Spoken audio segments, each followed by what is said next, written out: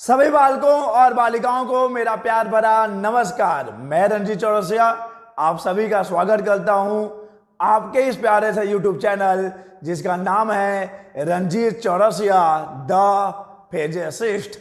अगर आप इस चैनल पर नए हैं तो सबसे पहले आप इस चैनल को सब्सक्राइब कर लीजिए, क्योंकि यहां पर आपको मिलेंगे फिजिक्स के लेक्चर्स हिंदी में। वीडियो लेक्चर्स की इस सीरीज में हम लोग क्लास 11 के फिजिक्स का पूरा सिलेबस कवर करेंगे हिंदी में।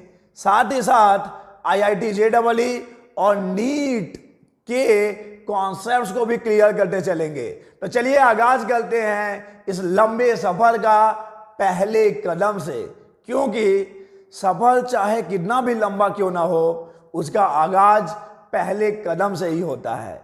और पहला कदम है हमारा पहला चैप्टर, जो कि है भौतिक जगत यानी कि फिजिकल वर्ल्ड।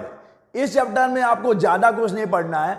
इस चैप्टर को हम लोगों को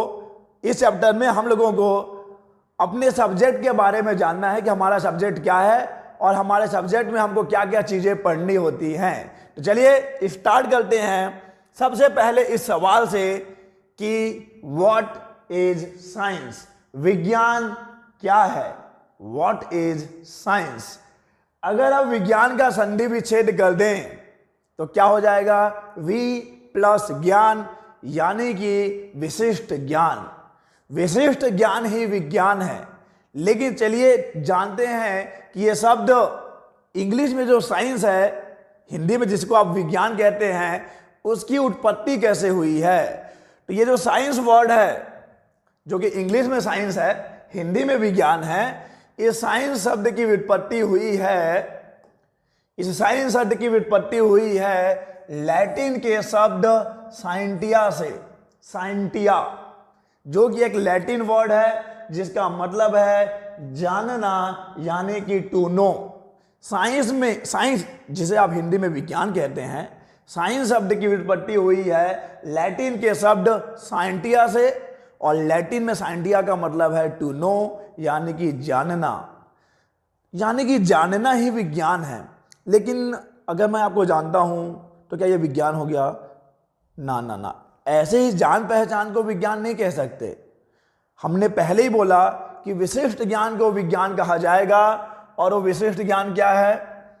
प्रकृति और प्राकृतिक परिघटनाओं के क्रमबद्ध प्रेक्षणों, सिस्टमैटिक ऑब्जर्वेशन, सुसंगत तर्कों, लॉजिक्स एवं प्रयोगों, एक्सपेरिमेंट से प्राप्त सुव्यवस्थित ज्ञान को विज्ञान कहते हैं। और याद रखिए, तर्क और प्रयोग यानी कि logics and experiments are the two main tools of science. तर्क और प्रयोग विज्ञान के दो महत्वपूर्ण औजार हैं। तर्क और प्रयोग, लॉजिक लगाइए एक्सपेरिमेंट करिए, लॉजिक लगाइए एक्सपेरिमेंट करिए। So what is science? Science शब्द की उत्पत्ति हुई है साइंटिया से, जो कि एक लैटिन वर्ड है जिसका मतलब है जानना यानी कि टू नो जानना।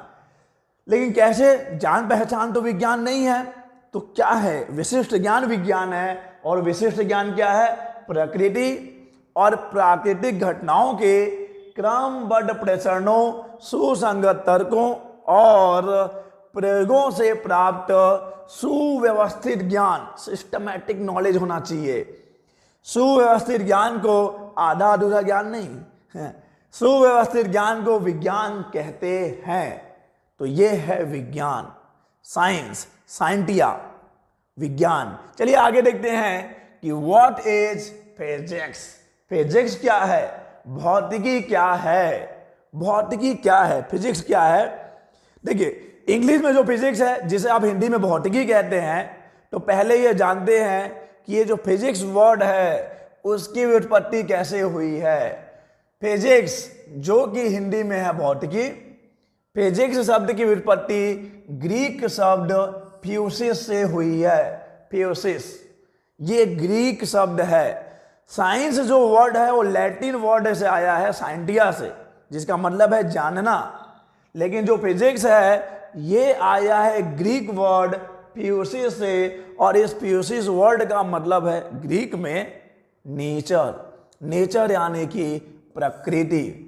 और संस्कृत में भी प्रकृति के लिए हम लोग कौन सा वर्ड यूज करते हैं? भौतिक यानी कि फिजिकल, और इसी से आ जाता है वर्ड भौतिकी। तो अब बताइए भौतिकी क्या है? भौतिकी फिजिक्स, फिजिक्स वर्ड आया है कहां से? फ्यूसिस से, जो कि एक ग्रीक वर्ड है जिसका मतलब है नेचर यानी कि प्रकृति। यानी फिजिक्स एक ऐसा सब्जेक्ट है जिसमें हम लोग प्रकृति और प्राकृतिक घटनाओं का अध्ययन करते हैं। भौतिकी यानी कि फिजिक्स विज्ञान की वह शाखा जिसके अंतर्गत प्रकृति और प्राकृतिक घटनाओं का अध्ययन किया जाता है। दैट्स व्हाई वी से एवरीथिंग इज फिजिक्स। आप बहुतों को बोलते हुए सुनेंगे एवरीथिंग इज फिजिक्स, क्योंकि फिजिक्स विज्ञान की एक ऐसी शाखा है जिसके अंतर्गत आपको प्रकृति और प्राकृतिक घटनाओं का अध्ययन करना है। तो प्रकृति क्या नहीं है? आपके पास जो, आपके आसपास जो कुछ है वो प्रकृति ही तो है, और प्रकृति में जो भी घटना घटेगी उसका अध्ययन आप किसके अंतर्गत करेंगे? फिजिक्स के अंतर्गत करेंगे, भौतिकी के अंतर्गत करेंगे। चलिए यहां पर एक परिभाषा और आप नोट कर लीजिए, यह भी सही परिभाषा है कि क्या है फिजिक्स? विज्ञान की वह शाखा, मिटाने से लिखना है ऐसा कैसे हो सकता है? विज्ञान की वह शाखा है जिसके अंतर्गत द्रव्य, ऊर्जा और उनकी अंतःक्रिया का अध्ययन किया जाता है। Physics is that branch of science in which we study about matter, energy and their mutual interaction. द्रव्य के बारे में पढ़िए, ऊर्जा के बारे में पढ़िए, और उनका जो अंतःक्रिया होगा उसके बारे में पढ़िए। ये आ जाता है फिजिक्स। ओके, और अब चलिए देखते हैं फिजिक्स की शाखाओं को, भौतिकी की शाखाओं को। भौतिकी को हमने दो पार्ट्स में डिवाइड कर रखा है। एक को कहा है चिरसम्मत भौतिकी बड़ा अजीब नाम है ना, चिरसम्मत भौतिकी, और एक को हमने नाम दे दिया है आधुनिक भौतिकी। एक्चुअली में ये कालखंड द्वारा विभाजित है। सन 1900 के पहले का जो फिजिक्स है, 1900 के पहले का जो फिजिक्स है उसे हमने नाम दिया है क्लासिकल फिजिक्स। चिरसम्मत भौतिकी को इंग्लिश में बोला जाता है क्लासिकल फिजिक्स।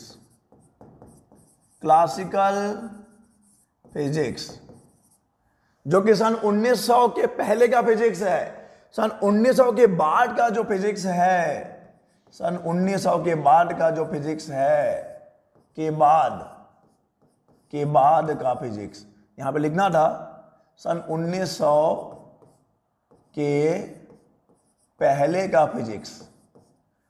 इसके पहले का फिजिक्स है क्लासिकल फिजिक्स, इसके बाद का फिजिक्स है आधुनिक। आधुनिक यानी कि क्या? Modern physics, modern physics. Okay, तो ये है क्लासिकल फिजिक्स, ये है मॉडर्न फिजिक्स। अब क्लासिकल फिजिक्स के भी बहुत सारे ब्रांचेस हैं, मॉडर्न फिजिक्स में भी बहुत सारी चीज़ों का अध्ययन किया जाता है। तो चलिए हम लोग अब उसके ब्रांचेस की बात करते हैं। पहले बात करते हैं चिरसम्मत भौतिकी। परिभाषा तो आपको बता ही दिया गया है कि क्या होता है क्लासिकल फिजिक्स। 1900 ईस्वी के पूर्व यानी उसके पहले क्रमबद्ध एवं सुव्यवस्थित ज्ञान से युक्त भौतिकी को हम लोग कहते हैं चिरसम्मत भौतिकी। और इसके अंतर्गत मेन आपको न्यूटन का जो यांत्रिकी है, उष्मा हो गया, उष्मा गतिकी हो गया, ध्वनि हो गया, प्रकाश हो गया एवं विद्युत चुंबकत्व का अध्ययन किया जाता है। तो इनके ही आधार पर चलिए देखते हैं चिरसम्मत भौतिकी क्लासिकल फिजिक्स के ब्रांचेस कौन कौन से हैं। सबसे पहले और सबसे पुराना है यांत्रिकी यानी कि मैकेनिक्स, और आपके क्लास 11 के फिजिक्स का आगाज भी यहीं से होगा। चैप्टर 2 तो हटाइए, चैप्टर 2 तो मेजरमेंट है। मेन चैप्टर जो स्टार्ट होगा कहां से? मैकेनिक्स से। और मेन जो फिजिक्स स्टार्ट होगा वो स्टार्ट होगा मैकेनिक्स यानी कि यांत्रिकी से। क्या है यांत्रिकी? यांत्रिकी भौतिकी की सबसे पुरानी शाखा है जिसके अंतर्गत स्थिर और धीमी चाल धीमी मतलब ऐसा नहीं स्लो मोशन में ही नहीं, धीमी मतलब ये नहीं है। धीमी का मतलब ये है जहां पर वस्तु की चाल प्रकाश की चाल की तुलना में बहुत कम होती है, नगण्य होती है। प्रकाश की चाल आपको मालूम है, इस ब्रह्मांड में सबसे तेज चाल किसकी है? प्रकाश की है। 1 सेकेंड में 3 लाख किलोमीटर, 3 × 10⁸ मीटर पर सेकेंड, सबसे अधिक है उसकी चाल। तो मैकेनिक्स में क्या करना है आपको? ऐसे गति के बारे में पढ़ना है, या तो वस्तु स्थिर रहेगा उसके बारे में पढ़िए, या तो वस्तु गतिमान है तो गतिमान कैसे है? उस वस्तु की गति प्रकाश के चाल की तुलना में बहुत बहुत बहुत कम है, नगण्य है। तो ये आ जाता है यांत्रिकी में। आगे चलिए, उष्मागतिकी, थर्मोडायनामिक, ये है क्लास 11 में, ये भी है क्लास 11 में, चैप्टर नंबर 12 में आपको पढ़ना है थर्मोडायनामिक के बारे में। भौतिकी की वह शाखा जिसमें आपको उष्मा और ताप की अवधारणाओं से के बारे में पढ़ना होता है, अवधारणाओं से संबंधित है, उष्मा और ताप की अवधारणाओं से संबंधित है थर्मोडायनामिक। आगे चलिए, प्रकाशिकी, नाम से ही स्पष्ट है, प्रकाशिकी, ऑप्टिक्स, प्रकाश के बारे में पढ़ना है। भौतिकी की वह शाखा जिसके अंतर्गत आपको प्रकाश और प्रकाश से जुड़ी हुई घटनाओं के बारे में पढ़ना होता है, तो यह होता है प्रकाशिकी। आगे चलिए देखते हैं, विद्युत चुंबकत्व, ये मिलेगा आपको क्लास 12 में। इलेक्ट्रोमैग्नेटिज्म, जिसके अंतर्गत क्या करना है आपको? विद्युत चुंबकत्व एवं विद्युत चुंबकीय विकिरणों का अध्ययन किया जाता है। आपको विद्युत चुंबकत्व भी पढ़ना है, विद्युत चुंबकीय विकिरणों के बारे में भी पढ़ना है, लेकिन कक्षा 12वीं में पढ़ना है। तो ये है विद्युत चुंबकत्व, ये भी क्लासिकल फिजिक्स यानी कि चिरसम्मत भौतिकी का ही एक ब्रांच है। आगे चलिए देखते हैं मॉडर्न फिजिक्स। मॉडर्न, देखिए सन 1900 के पहले के फिजिक्स को हमने चिरसम्मत भौतिकी बोला है, क्लासिकल फिजिक्स बोला है। उस समय की जो अवधारणाएं हैं, 1900 के पहले की जो अवधारणाएं हैं, और 1900 के बाद, सन 1900 के बाद फिजिक्स में अभूतपूर्व परिवर्तन हुए। कुछ ऐसे सिद्धांत आए, कुछ ऐसी थ्योरीज आई जिसने पुराने फिजिक्स को चैलेंज किया, इसलिए इसको मॉडर्न बोल रहे हैं। एकदम नई सोच, एकदम नया फिजिक्स, और जिसने पुरानी मान्यताओं को एकदम बदल कर रख दिया, ठीक है, इसीलिए इसको मॉडर्न नाम दिया गया है। 1900 ईस्वी के बाद के भौतिकी को हम बोलते हैं आधुनिक भौतिकी। और इसके अंतर्गत देखिए क्या क्या है, आपको मौलिक कणों यानी कि मूलभूत कणों के बारे में पढ़ना है, परमाणु के बारे में, नाभिक के बारे में, संघनित द्रव्य, कंडेंसेट फिजिक्स की बात होती है, सापेक्षता का सिद्धांत, थ्योरी ऑफ रिलेटिविटी के बारे में, क्वांटम यांत्रिकी, क्वांटम मैकेनिक्स, इनका अध्ययन किया जाता है। तो चलिए सबसे पहले देखते हैं सापेक्षता का सिद्धांत, थ्योरी ऑफ रिलेटिविटी। और थ्योरी ऑफ रिलेटिविटी के जनक हैं, इसका प्रतिपादन किया था सर अल्बर्ट आइंस्टाइन ने। उन्होंने बस ये सोचा कि अगर हम प्रकाश की चाल से चलें तो दुनिया कैसी होगी, जब हम प्रकाश की चाल से चलें तो दुनिया कैसी होगी। तो इसके अंतर्गत ऐसी वस्तुओं का अध्ययन किया जाता है जहां पर चाल क्या हो? प्रकाश के चाल की तुलना में हो। यानी कि जब आप प्रकाश के चाल के आसपास की बात करें, उसका देखो, जब आप अपने आम जीवन की बात करते हो, ये क्लासिकल मैकेनिक्स से सॉल्व हो जाता है, क्योंकि यहाँ पे जो स्पीड है, यहाँ पे जो चाल है, वो प्रकाश की तुलना में नगण्य है। लेकिन अगर आप उसी क्लासिकल मैकेनिक्स को एकदम हाई स्पीड पे लगाओगे तो ये यहाँ पर इनकंसिस्टेंसी आ जाती है, एक असंगतता आ जाता है। यानी जो आपके जीवन का जो मैकेनिक्स है वो उस हाई स्पीड के मैकेनिक्स पे काम नहीं करता। उसके लिए ही सर अल्बर्ट आइंस्टाइन ने बोला, भाई थ्योरी ऑफ रिलेटिविटी, जब चाल क्या हो जाए? प्रकाश के चाल की तुलना में हो जाए, जब चाल बहुत ज्यादा हो। तीव्र चाल से गतिमान वस्तुओं का अध्ययन किया जाता है। सापेक्षता के विशिष्ट सिद्धांत का प्रतिपादन आपको मालूम है किसने किया था? सर अल्बर्ट आइंस्टाइन ने। क्वांटम यांत्रिकी, क्वांटम मैकेनिक्स, यहां पर आप सभी ने एवेंजर्स एंड गेम देखा है, और वहां पे एक बहुत ही रोचक घटना घटती है। स्टार्टिंग में ही आंट मैन जो है वो क्वांटम रिम से बाहर आता है, याद है? नहीं याद है तो याद रखिए। क्वांटम रिम से बाहर आता है और वो जाता है फिर एवेंजर्स के हेडक्वार्टर और बोलता है आप में से यहाँ पर किस किस ने क्वांटम मैकेनिक्स पढ़ी है तो लोगों के जवाब होता है भाई बस पास होने लायक ही पढ़ा है। क्वांटम मैकेनिक्स में ऐसा क्या है, देखिए ये एकदम रियलिटी को चैलेंज करता है। जो आपको लगता है वो क्वांटम वर्ल्ड में, आपको जो रियल वर्ल्ड में लगता है कि ऐसा होना चाहिए, वो क्वांटम वर्ल्ड में वैसा ना हो कि उसके विपरीत भी हो सकता है। एकदम एक अलग टाइप का रियलिटी है। इसके अंतर्गत देखो क्या पढ़ते हैं हम लोग, इसके अंतर्गत सूक्ष्मतम, इसलिए तो उसे आंटमैन बोला गया है, एकदम वो क्वांटम वर्ल्ड में होता है। सब माइक्रोस्कोपिक कणों, आधुनिक भौतिकी के सिद्धांतों, प्रकाश तथा द्रव्य की द्वैत प्रकृति, ड्वेल नेचर आदि का अध्ययन किया जाता है।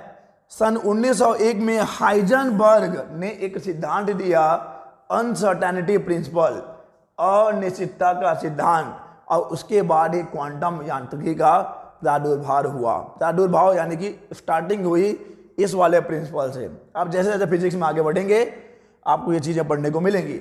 हालांकि क्वांटम फिजिक्स, क्वांटम मैकेनिक्स अभी आपके क्लास 11 और क्लास 12 में आपको नहीं मिलेगा। इसको पढ़ने के लिए आपको फिजिक्स के फील्ड में जाना पड़ेगा। क्लास 12 के बाद आपको फिजिक्स का जो ब्रांच है चूज करना पड़ेगा। ओके, तो ये है सापेक्षता का सिद्धांत, क्वांटम मैकेनिक्स। आगे देखिए परमाणु भौतिकी, जिसके अंतर्गत परमाणु का अध्ययन करना है, परमाणु की संरचना का अध्ययन करना है। नाभिकीय भौतिकी, न्यूक्लियर फिजिक्स, नाभिक के बारे में पढ़ना है, उसके गुणों के बारे में पढ़ना है। ठोस अवस्था भौतिकी, सॉलिड स्टेट फिजिक्स, इसके अंतर्गत क्रिस्टलीय पदार्थों जैसे कि अर्धचालकों एवं मिश्र धातुओं के गुणों एवं उनके उपयोग का अध्ययन किया जाता है। और ये रहा आपका इलेक्ट्रॉनिक्स। इलेक्ट्रॉनिक्स को कौन नहीं जानता होगा। इसके अंतर्गत इलेक्ट्रॉन गुणों पर आधारित युक्तियों एवं उनके अनुप्रयोगों का अध्ययन किया जाता है। जो भी आपके इलेक्ट्रॉनिक डिवाइसेस हैं, मोबाइल फोन है, सबसे बड़ा इलेक्ट्रॉनिक डिवाइस तो यही है। तो जितने भी इलेक्ट्रॉनिक डिवाइसेस होती हैं वो किस पर डिपेंड करती हैं, इलेक्ट्रॉन के गुणों पर आधारित हैं, इसीलिए तो उसे इलेक्ट्रॉनिक्स कहा गया है। ओके, चलिए आगे बढ़ें। अब बात करते हैं वैज्ञानिक विधि की, यानी कि साइंटिफिक मेथड की। देखिए हम बात कर रहे हैं फिजिक्स की ही तो बात कर रहे हैं, भौतिकी ही तो बात कर रहे हैं, और यहां पे आपको प्रकृति और प्राकृतिक घटनाओं का अध्ययन करना होता है। तो अब ये वैज्ञानिक विधि क्या है? देखिए किसी भी प्राकृतिक घटना को पढ़ने के लिए या फिर किसी भी सिद्धांत या किसी भी वैज्ञानिक सिद्धांत का प्रतिपादन करने के लिए वैज्ञानिक जो है कुछ महत्वपूर्ण मेथड यानी विधि का उपयोग करते हैं। विधि मतलब किसी भी चीज को सिस्टमैटिक तरीके से पढ़ने के लिए एक साइंटिफिक मेथड है, और उसी मेथड को हम लोग बोल रहे हैं वैज्ञानिक विधि।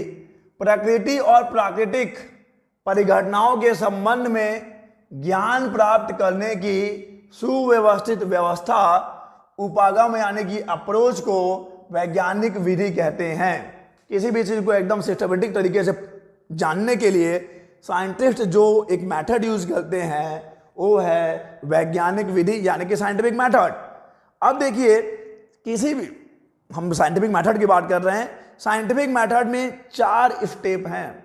अगर आप उस 4 स्टेप को फॉलो करते हो तो आप भी साइंटिस्ट हो, मैं भी साइंटिस्ट हूं। क्या क्या है वो स्टेप? वैज्ञानिक विधि के विभिन्न चरण हैं, कौन कौन से हैं? पहला, क्रमबद्ध प्रेक्षण यानी कि सिस्टमैटिक ऑब्जर्वेशन। चलिए एक घटना लेते हैं, चलिए एक बहुत ही जाना माना घटना लेते हैं। आपको मालूम है और एप्पल के पेड़ से जो सेब गिरा, न्यूटन पेड़ के नीचे ही बैठे थे, तो सबसे पहले उस चीज को उन्होंने ही ऑब्जर्व किया कि यार ये एप्पल नीचे ही क्यों गिरा। ये घटना है, सेब का नीचे गिरना एक घटना है। अब क्या करना है, वैसे ही घटनाओं का आपको ऑब्जर्वेशन करना है, प्रेक्षण करना है। फिर न्यूटन ने क्या किया होगा? न्यूटन ने और भी बहुत सारी चीजों को गिरा कर देखा होगा। संतरा गिरा के देख लिया, पपीता गिरा के देख लिया, पत्थर ईंटा गिरा के देख लिया, तब उन्होंने लगा यार सब चीजें नीचे गिरती हैं, पत्थर भी, ईंटा भी, सेब भी, केला भी, सब नीचे ही गिर रहा है।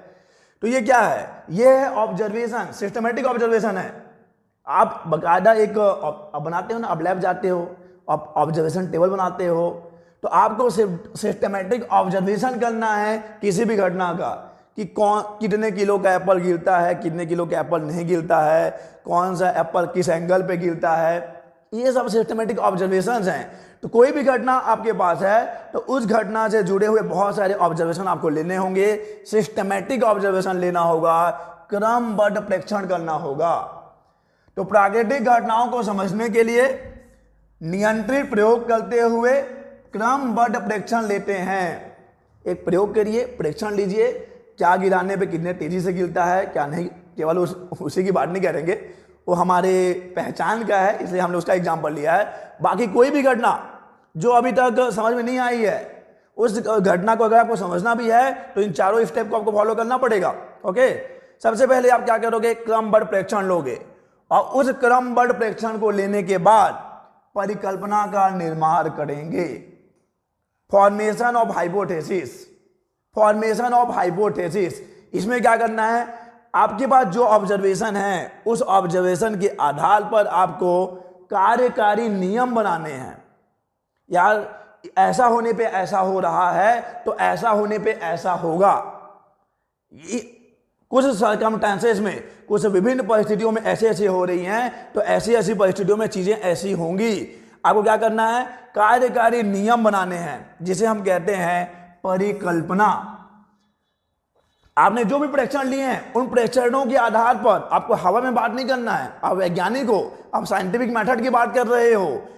जो भी आपने प्रेक्षण किया है उन प्रेक्षणों का गुणात्मक तथा मात्रात्मक, क्वालिटेटिव एंड क्वांटिटेटिव विश्लेषण करते हैं, और उस विश्लेषण को करने के बाद आप कार्यकारी नियम बनाते हो। उस कार्यकारी नियम को हम कहते हैं परिकल्पना। तो सबसे पहले आपने क्या किया? सबसे पहले आपने ऑब्जर्वेशन किया है, सिस्टमैटिक ऑब्जर्वेशन किया है, और ऑब्जर्वेशन करने के बाद आपने हाइपोथेसिस बनाया है कि हाँ ऐसा होने पे ऐसा हो रहा है तो ऐसा होने पे ऐसा होना चाहिए।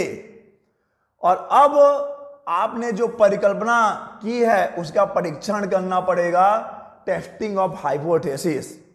आपने जो भी परिकल्पना बनाया है उस परिकल्पना के आधार पर आप जो भी भविष्यवाणी करेंगे, जो भी प्रिडिक्शन करेंगे, उस प्रिडिक्शन को आपको एक्सपेरिमेंटली टेस्ट करना पड़ेगा। पहले ही आपको बताया गया है कि लॉजिक्स एंड एक्सपेरिमेंट, तर्क और प्रयोग विज्ञान के दो महत्वपूर्ण औजार हैं। आपने लॉजिक लगाया, लॉजिक लगा के आपने परिकल्पना का निर्माण किया, परिकल्पना का अब परीक्षण करेंगे आप एक्सपेरिमेंट करके, यानी कि प्रयोग करके। बनाई गई इस परिकल्पना का परीक्षण करते हैं। इसके लिए परिकल्पना के आधार पर कुछ निष्कर्ष निकालते हैं तथा पूर्वानुमान करते हैं। आपने जो भी परिकल्पना की होगी उसके आधार पर कुछ तो निष्कर्ष निकलेगा ना, कि ऐसा होने पे ऐसा हो रहा है, ऐसा होने पे ऐसा होना चाहिए। तो ऐसा होने पे ऐसा होना चाहिए, आपने भविष्यवाणी कर दी, आपने पूर्वानुमान लगा लिया, अब उसको टेस्ट करो, उसका सत्यापन करिए आप प्रयोगों द्वारा।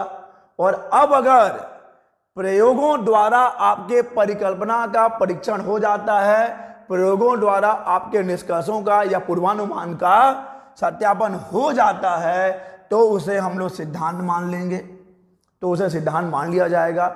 लेकिन अगर आपके पूर्वानुमान का, आपके प्रिडिक्शन का परीक्षण नहीं हो पाता, अगर आपका पूर्वानुमान एक्सपेरिमेंट में फेल हो जाता है, तो फिर आपको पहले स्टेप पे जाना है और अच्छे से ऑब्जर्वेशन लेना है, नई परिकल्पनाओं का निर्माण करना है, नई परिकल्पनाओं की टेस्टिंग करनी है। और तब तक ऐसे करना है जब तक कि एक्सपेरिमेंटली वो सत्यापित न हो जाए, प्रयोगों द्वारा उसका सत्यापन न हो जाए। तो उसका परीक्षण भी करेंगे, दोबारा आप करेंगे, उसका भी परीक्षण करेंगे। यह क्रम उस समय तक जारी रहेगा जब तक कि प्रयोगों द्वारा सत्यापित अंतिम सिद्धांत प्राप्त न हो जाए। तो आप ये सब स्टेप तब तक करते रहेंगे जब तक कि आपका जो प्रिडिक्शन है, आपका जो परिकल्पना है, वो प्रयोगों द्वारा सत्यापित न हो जाए। तो साइंटिफिक मेथड, वैज्ञानिक विधि में 4 चरण हैं। सबसे पहले आपको ऑब्जर्वेशन लेना है। ऑब्जर्वेशन यानी कि क्या, आपको प्रेक्षण लेना है, सिस्टमेटिक प्रेक्षण लेना है। प्रेक्षण लेने के बाद आपको परिकल्पना का निर्माण करना है। परिकल्पना का निर्माण करने के बाद आपको उसकी टेस्टिंग करनी है। टेस्टिंग में अगर एक्सपेरिमेंटली आप उसकी टेस्टिंग करोगे, टेस्टिंग सफल होता है, तब आप अंतिम सिद्धांत पे आ जाओगे। और चलिए अब हमारा अगला टॉपिक है वैज्ञानिक नियम और सिद्धांत में अंतर। जनरली हम अपने डे टू डे लाइफ में अपने दैनिक जीवन में नियम और सिद्धांत को एक ही समझ लेते हैं, लेकिन वैज्ञानिक नियम और सिद्धांत में बहुत ज़्यादा अंतर है, बहुत ही ज़्यादा व्यापक अंतर है। तो चलिए देखते हैं कि वैज्ञानिक नियम और सिद्धांत में क्या अंतर है। देखिए नियम क्या होता है। नियम यह बतलाता है कि प्रकृति किस प्रकार व्यवहार करती है। अब ऐसा नहीं है कि आपने नियम लिख दिया तो प्रकृति वैसे व्यवहार करेगी, नहीं, ऐसा नहीं है। प्रकृति के व्यवहार को देखकर आपने नियम बनाए हैं, और प्रकृति के व्यवहार में सडनली चेंज नहीं होगा। प्रकृति अपने व्यवहार से काम कर रही है, बहुत ही वफादार है वो। प्रकृति के व्यवहार को देखते हुए आपने नियम बनाए हैं, तो आप बोलते हैं कि आपने जो नियम बनाए हैं प्रकृति उस प्रकार व्यवहार करती है। प्रकृति जैसा व्यवहार कर रही थी, आपने वैसे नियम बना दिया कि ऐसा ऐसा होता है, ऐसा ऐसा होता है। तो नियम क्या बतलाता है? नियम ये बतलाता है कि प्रकृति किस प्रकार व्यवहार करती है। नियम शाश्वत है, ये अपरिवर्तनीय है, किसी भी भौतिक प्रक्रिया में नियम का उल्लंघन नहीं होता। याद रखिए, अपरिवर्तनीय है, शाश्वत है, किसी भी भौतिक प्रक्रिया में इसका उल्लंघन नहीं होगा। लेकिन जहां तक हम बात करें सिद्धांत की, तो सिद्धांत क्या है? एक्चुअली में सिद्धांत कार्यकारी नियम है, मतलब काम चलाने वाला नियम है। देखिए आपके पास कोई नई घटना आती है और उस घटना को समझने के लिए आप पूरा वैज्ञानिक विधि का इस्तेमाल करते हैं। आप ऑब्जर्वेशन लेते हैं, आप हाइपोथेसिस का निर्माण करते हैं, हाइपोथेसिस यानी कि परिकल्पना का निर्माण करते हैं, परिकल्पना की टेस्टिंग करते हैं और सिद्धांत बनाते हैं आप। लेकिन हो सकता है कि आपने जो वहाँ पे भविष्यवाणी की थी उसका प्रयोग आपने सटीक तरीके से ना किया हो, बहुत सही तरीके से ना किया हो, और आने वाले टाइम में ऐसे इक्विपमेंट्स आए, साइंस डेवलप कर जाए, विज्ञान आगे बढ़ जाए और उस समय आप प्रयोग करें तो आपने जो वहाँ पर सिद्धांत बनाया था वो गलत साबित हो जाए। अरे यार ऐसा तो हो ही नहीं रहा है, ऐसा तो होना ही नहीं चाहिए, ऐसा तो होता नहीं है। तो सिद्धांत क्या होता है? सिद्धांत काम चलाने के लिए है बस। सिद्धांत प्रेक्षणों के प्रायोगिक परिणामों की व्याख्या करने के लिए आपने कुछ प्रयोग किया, उस प्रयोग का जो रिजल्ट आ रहा है आपको समझ में नहीं आ रहा कि ऐसा क्यों हो रहा है। प्रयोग का जो रिजल्ट है आप उसको एक्सप्लेन नहीं कर पा रहे हो। आपने जो भी प्रयोग किया है इस समय पर आप उसको एक्सप्लेन नहीं कर पा रहे हो कि इसका रिजल्ट ऐसा क्यों आ रहा है। तो उस प्रयोग के रिजल्ट को, परिणाम को एक्सप्लेन करने के लिए जो आपके पास नियम हैं, उस नियमों की सहायता से क्या करते हो? आप नए सिद्धांत बनाते हो। जो ज्ञात नियम है, जो नियम आपके पास हैं, उस नियम की सहायता से ये जो प्रयोग है उस प्रयोग के रिजल्ट को, उस प्रयोग के परिणाम की व्याख्या करने के लिए आप कुछ सिद्धांत बनाते हो। आवश्यकता पड़ने पर सिद्धांत में परिवर्तन भी किया जा सकता है।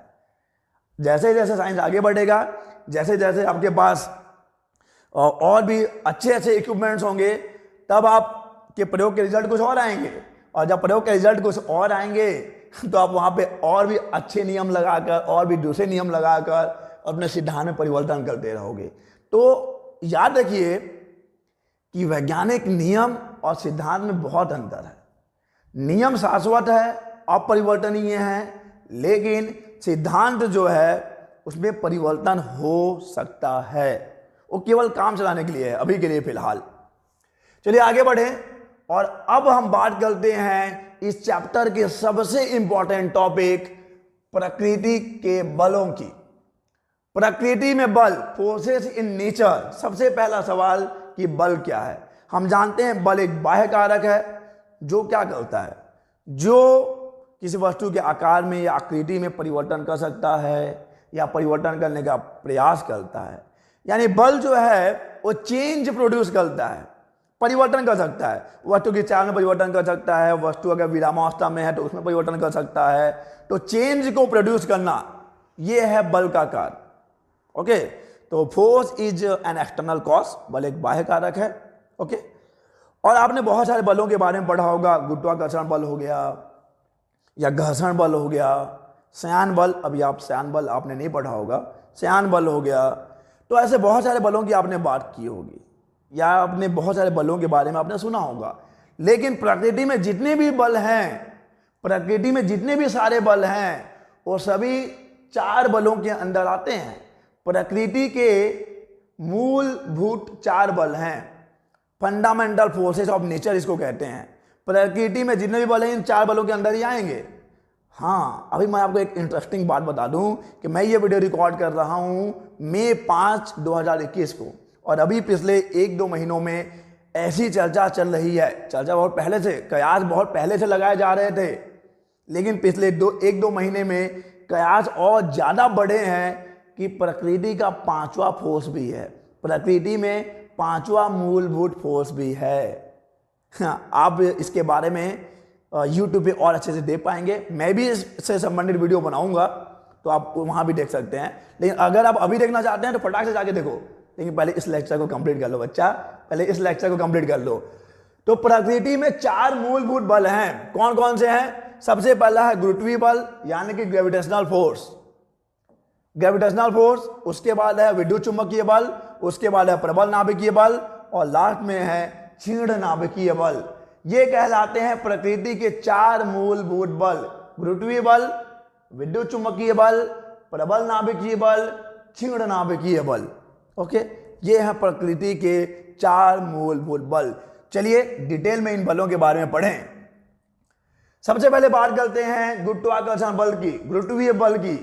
देखिए, इस ब्रह्मांड में जिस भी वस्तु के पास द्रव्यमान है, वो वस्तु दूसरी वस्तुओं को आकर्षित करता है। जैसे कि मेरे पास द्रव्यमान है, तो मैं समस्त ब्रह्मांड की वस्तुओं को अपनी ओर आकर्षित कर रहा हूं। आप वहां पर बैठे हैं, ये वीडियो लेक्चर देख रहे हैं, मैं आपको आकर्षित कर रहा हूं, मैं आपको आकर्षित कर रहा हूं, आप मेरे को आकर्षित कर रहे हैं। जिस भी वस्तु के पास द्रव्यमान है वो दूसरी वस्तुओं को आकर्षित करता है, और इस बल को हम कहते हैं गुरुत्वीय बल। और इस गुरुत्वीय बल के बारे में आपने क्लास 9 में पढ़ा है थोड़ा बहुत। क्लास 11 के चैप्टर नंबर 8 में इसको हम लोग बहुत अच्छे से पढ़ेंगे। हम जानते हैं कि गुरुत्वाकर्षण बल किस पर निर्भर करता है? द्रव्यमानों के गुणनफल के समानुपाती होता है, और बीच की दूरी के वर्ग के वित्त के समानुपाती होता है। ऐसा आप लिख सकते हो, F = G(m1 m2) / r²।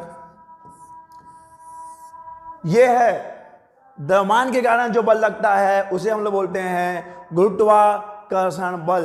अगर आप धरती से चिपके रहते हैं, कोई भी चीज़ धरती पे वापस आ जाती है, क्यों? कोई भी चीज़ आप फेंकोगे तो वापस आ जाती है, क्यों? चंद्रमा पृथ्वी के चक्कर लगा रहा है, क्यों? ग्रह जो है सूर्य के चक्कर लगा रहे हैं, क्यों? सबका रीजन है गुरुत्वाकर्षण बल। चलिए अब इस बल के हम विशेषताओं की बात करें तो यह बल व्युत्क्रम वर्ग के नियम का पालन करता है। गुरुत्वाकर्षण बल व्युत्क्रम के वर्ग के नियम का पालन करता है, क्योंकि यह बल देखिए दूरी के वर्ग के वित्त के समानुपाती है। आगे देखिए, यह सदैव आकर्षण प्रकृति का होता है। आकर्षण, 2 वस्तुओं में जो गुरुत्वाकर्षण बल होगा वो प्रतिकर्षण बल कभी भी नहीं होगा, हमेशा आकर्षण होगा। सबको पास लाने की कोशिश, सबको खींचो, सबको अट्रैक्ट करो।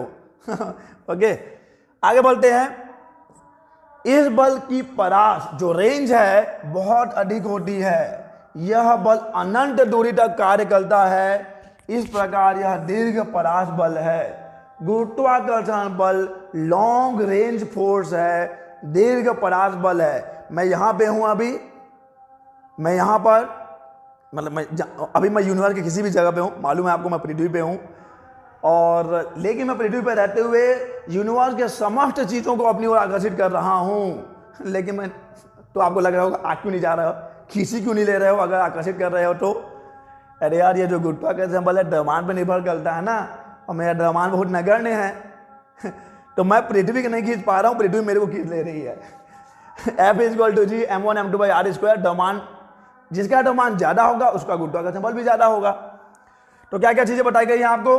व्हिटकम वर्क के नियम का पालन करता है, आकर्षण प्रकृति का होता है, लॉन्ग रेंज फोर्स है। एक चीज और, प्रकृति का सबसे कमजोर बल है, सबसे क्षीण बल है गुरुत्वाकर्षण बल।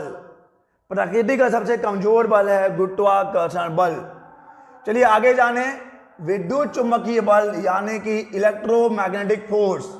इलेक्ट्रोमैग्नेटिक फोर्स, विद्युत चुंबकीय बल।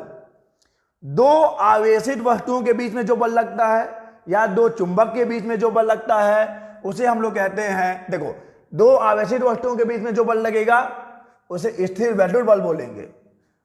चुंबकीय वस्तुओं के बीच जो बल लगेगा उसे हम लोग चुंबकीय बल बोलेंगे, और दोनों को मिला के हम लोग बोलेंगे विद्युत चुंबकीय बल। लेकिन ऐसा क्यों?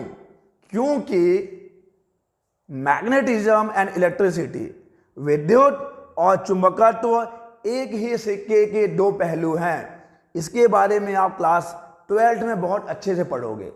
Electricity and magnetism are not separate, दोनों अलग अलग चीजें नहीं है। विद्युत और चुंबकत्व एक ही सिक्के के दो पहलू हैं। जैसे कि चुंबकीय क्षेत्र में अगर कोई आवेशित कण गतिमान है तो उस पर बल लगता है। चुंबकीय क्षेत्र में अगर कोई गतिमान कण बल गतिमान कण जो है वो गतिमान है, चुंबकीय क्षेत्र में कोई कण अगर गतिमान है तो उस पर बल लगता है। और गतिमान कण क्या करता है? गतिमान आवेश विद्युत क्षेत्र भी उत्पन्न करता है। देखिए कितना कमाल की बात है। अभी आपके सर के ऊपर से ये जाएगा क्योंकि आपको बिल्कुल भी इलेक्ट्रोमैग्नेटिज्म का थोड़ा सा भी कॉन्सेप्ट आपको पता नहीं है। इसके लिए थोड़ा सा आप सब्र रखिए, क्लास 12 में पहुंचिए तो वहां पे हम लोग इसको बहुत अच्छे से पढ़ेंगे। लेकिन यहाँ पे हम आपको बता दें कि दो आवेशित वस्तुओं के बीच में जो बल लगेगा वो स्थिर वैद्युत बल है। चुंबकीय वस्तुओं के बीच में जो बल लगेगा वो चुंबकीय बल है। और यह भी याद रखना है कि विद्युत और चुंबकत्व दोनों एक ही सिक्के के दो पहलू हैं। चलिए इसके विशेषताओं की, अच्छा इसका मैं फॉर्मूला बता दूं आपको। जो स्थिर वैद्युत बल होता है F is equal to k constant है, Q1 Q2 by r square. F is equal to k Q1 Q2 by r square. Okay, चलिए विशेषताओं की बात करते हैं। यह बल भी व्हिटकम वर्ग के नियम का पालन करता है। देखिए दूरी के वर्ग के व्युत्क्रमानुपाती है, यानी यह बल भी व्युत्क्रम वर्ग के नियम का पालन करता है। यह बल आकर्षण और प्रतिकर्षण दोनों प्रकार का होता है। समान आवेशों में प्रतिकर्षण होता है, विपरीत आवेशों में आकर्षण होता है। और देखिए किसी निश्चित दूरी के लिए दो प्रोटॉनों के बीच लगने वाला बल, प्रोटॉन क्या होते हैं? धन आवेशित कण है। दो प्रोटॉनों के बीच लगने वाला बल गुरुत्वीय बल से दर के घात में 36 गुना प्रबल होता है। ओके, यानी कि जो विद्युत चुंबकीय बल है वो गुरुत्वीय बल से इतना गुना शक्तिशाली है, दर के घात में 36 गुना शक्तिशाली है। कौन? विद्युत चुंबकीय बल गुरुत्वाकर्षण बल से ज्यादा शक्तिशाली है। कितना गुना शक्तिशाली है? 10 के घात में 36 गुना शक्तिशाली है। चलिए आगे देखते हैं। प्रबल नाभिकीय बल, strong nuclear force. Strong nuclear force, सबसे पहले हम लोग नाभिक की बात कर लें। हमने परमाणु के संरचना के बारे में पढ़ा है। हम जानते हैं कि परमाणु में एक नाभिक होता है, परमाणु के केंद्र में एक नाभिक होता है। उस नाभिक के चारों ओर इलेक्ट्रॉन परिक्रमा करते हैं, इतना तो आपको बेसिक नॉलेज है ही है। नाभिक में प्रोटॉन और न्यूट्रॉन होते हैं, बहुत सारे प्रोटॉन होंगे, वो निर्भर करता है कि किस परमाणु की हम लोग बात कर रहे हैं। अब देखिए प्रोटॉन है, और अभी आपको बताया गया है कि आवेशित कणों के बीच में स्थिर वैद्युत बल लगता है, और दोनों ही सजातीय आवेश हैं, यानी कि प्रोटॉन और प्रोटॉन के बीच में प्रतिकर्षण बल लग रहा होगा। प्रोटॉन और प्रोटॉन के बीच में प्रतिकर्षण बल लग रहा होगा, उसके बावजूद भी ये प्रोटॉन और न्यूट्रॉन उस नाभिक के अंदर बंधे हुए हैं। यानी कि प्रोटॉनों के बीच में जो प्रतिकर्षण बल है उससे भी शक्तिशाली एक बल है जो उनको बांध के रखता है। इनको दूर करने वाला बल है स्थिर वैद्युत बल, लेकिन वो बंधे हुए हैं, यानी कि उनको बांधने वाला भी एक बल है जो उस बल से ज्यादा है, और उस बल को हम कहते हैं प्रबल नाभिकीय बल। नाभिकीय बल क्यों बोला है? नाभिक के अंदर इसका काम है। प्रबल नाभिकीय बल वह बल होता है जो न्यूक्लियनों, अब ये न्यूक्लियन क्या होता है? प्रोटॉन और न्यूक्लियन को दोनों को कंबाइनली हम लोग क्या बोलते हैं? दोनों को कंबाइनली संयुक्त रूप से हम लोग न्यूक्लियन कहते हैं। अर्थात प्रोटॉनों और न्यूट्रॉनों को नाभिक में बनाए रखता है। प्रबल नाभिकीय बल प्रोटॉन और न्यूट्रॉन को नाभिक के अंदर बनाए रखता है। यह बल इतना प्रबल होता है कि वह प्रोटॉनों के बीच लगने वाले प्रतिकर्षण बल के बावजूद न्यूक्लियनों को नाभिक के अंदर बांधे रखता है। और यह प्रकृति का सबसे शक्तिशाली बल है, क्योंकि भाई विद्युत चुंबकीय बल के अगेंस्ट में जाके नाभिक को बांध के रखा है, तो शक्ति तो होगा उसके पास। चलिए विशेषताएं देखते हैं। यह बल आकर्षण बल होता है। यह बल अल्प पदार्थ बल होता है। अल्प पदार्थ बल है क्योंकि यह डर के घाट में -15 मीटर की कोटि में काम करता है। देखिए नाभिक का जो आकार है और डर के घाट में -15 मीटर है। डर के घाट में -15 मीटर है नाभिक का आकार, और नाभिक के अंदर है न्यूक्लियन, और उस न्यूक्लियनों को बांध के रखता है प्रबल नाभिकीय बल। यानी इस डर के घाट में -15 मीटर से कम दूरी पे काम करता है प्रबल नाभिकीय बल। चलिए और देखते हैं और क्या क्या विशेषताएं हैं इसकी। यह बल व्युत्क्रम वर्ग के नियम का पालन नहीं करता है। चलिए आगे देख लीजिए। यह बल विद्युत चुंबकीय बल से 100 गुना, उससे ज्यादा शक्तिशाली है, तभी तो बांध के रखा है।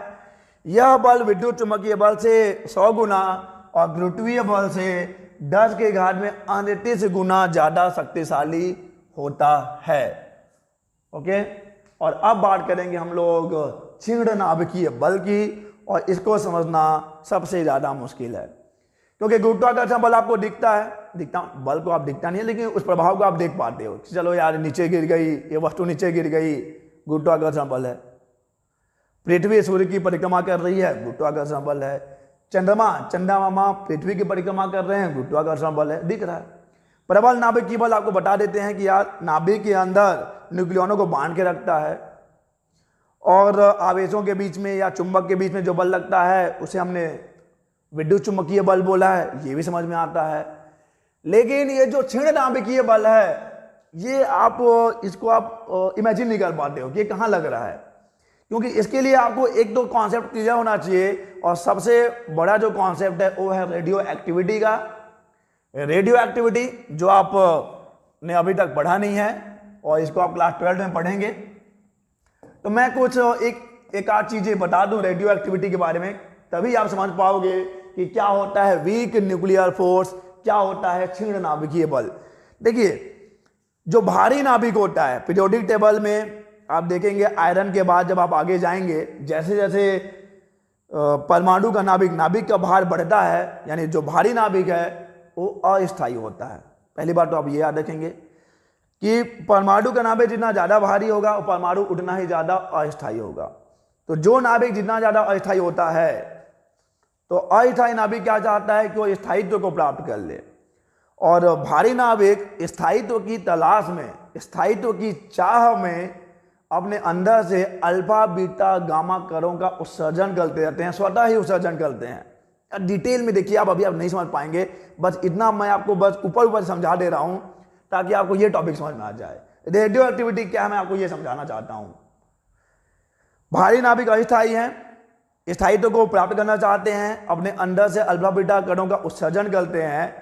तो भारी नाभिक स्थायित्व की तलाश में क्या कर रहा है, कणों का उत्सर्जन कर रहा है, और इसी प्रोसेस को, इसी प्रक्रिया को कहा जाता है रेडियो एक्टिविटी, और उस पदार्थ को आप रेडियो एक्टिव पदार्थ बोलेंगे।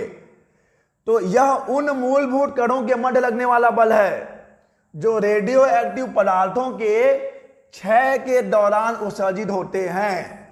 जब भारी नाभिक से कण उत्सर्जित हो रहे हैं, उन उत्सर्जित कणों के बीच में जो बल लगता है, उन उत्सर्जित कणों के बीच में जो बल लगता है वो है क्षीण नाभिकीय बल, यानी कि वीक न्यूक्लियर फोर्स।